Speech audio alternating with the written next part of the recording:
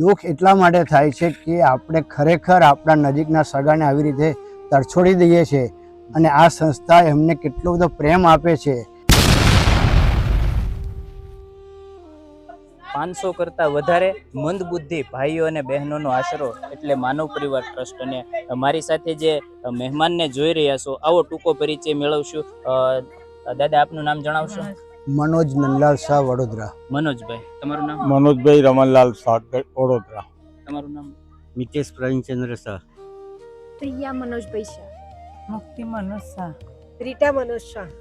અને મનોજભાઈ, જણાવશો તમને કેવી રીતે ખબર પડી આ માનવ પરિવાર ટ્રસ્ટ સંસ્થા છે અને બિનવારસી જેના ઘર પરિવારમાં આજે કોઈ નથી એવા લોકોને આ માનવ પરિવાર ટ્રસ્ટ આશરો આપી રહી છે, આ સંસ્થા તમને કેવી રીતે ખબર પડી? અમને અમારા મિત્રો દ્વારા વોટ્સએપ દ્વારા ગ્રુપ સાથે અને સોશિયલ મીડિયા દ્વારા અમને આની ખબર પડી। માનવ પરિવાર ટ્રસ્ટની મુલાકાત કરી અને અમને ખૂબ જ આનંદ થયો, અમને દુઃખ પણ થયું અને આ સંસ્થા આટલું સુંદર કામ કરે છે એ જોઈને અમારી આંખમાં આંસુ આવી ગયા।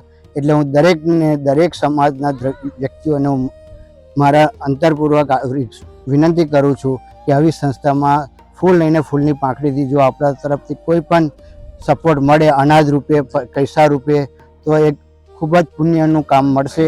તો આપણે અમને સપોર્ટ કરવો જોઈએ, એ જ મારી આપ સૌને વિનમ્ર વિનંતી। સંસ્થા બહુ સરસ છે અને બહુ વ્યવસ્થિત કામ કરી રહ્યા છે બધા જ ભાઈઓ, અને વ્યવસ્થિત મન બુદ્ધિના રાખે છે લોકોને, માટે મહેરબાની કરીને યોગ્ય ફાળો આપશો। અને કાકા, તમે જે વાત કરી કે આ ચિત્ર જોઈને તમને દુઃખ થયું, દુઃખ એટલા માટે થાય છે કે આપણે ખરેખર આપણા નજીકના સગાને આવી રીતે તરછોડી દઈએ છીએ અને આ સંસ્થા એમને કેટલો બધો પ્રેમ આપે છે। એ જ જીવનની ખરી મહાનતા એ જ છે અને એ જ આપણે સમજવાનું છે કે આજની તારીખે જો આપણા કોઈ પણ નજીકના સગાને આપણે આવી હાલતમાં જો છોડી દઈએ તો એક કેટલી બધી ગંભીર બાબત અને કેટલી દુઃખમય વસ્તુ કહેવાય। અને આ સંસ્થા કોઈ પણ જાતના સ્વાર્થ વગર એમને લઈ આવી અને ખૂબ જ સારી રીતે સેવા કરે છે। તો એક આપણા માટે પણ એક ખૂબ આનંદની વાત છે, સાથે સાથે દુઃખની વાત એટલા માટે જ છે કે આપણે એ સગાને તરછોડી દીધા છે અને ખરેખર આપણે માનવતાનું કાર્ય નથી કર્યું અને એ ભૂલ આપણે સ્વીકારવી જોઈએ।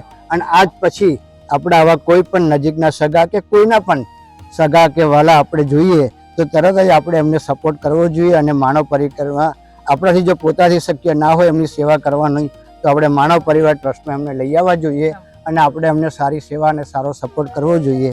એ જ મારી આપ સૌને નમ્ર વિનંતી છે। અને આ સંસ્થા દરેક જાતના ભારત સરકારના રજિસ્ટ્રેશન ધરાવે છે, માટે તમે કોઈ પણ રીતે ડોનેશન આપશો તો તમને ATGથી માંડીને દરેકના ડિડક્શનનો લાભ મળે।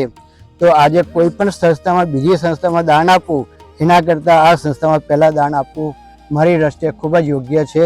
નમસ્કાર, જય હિન્દ, જય ભારત।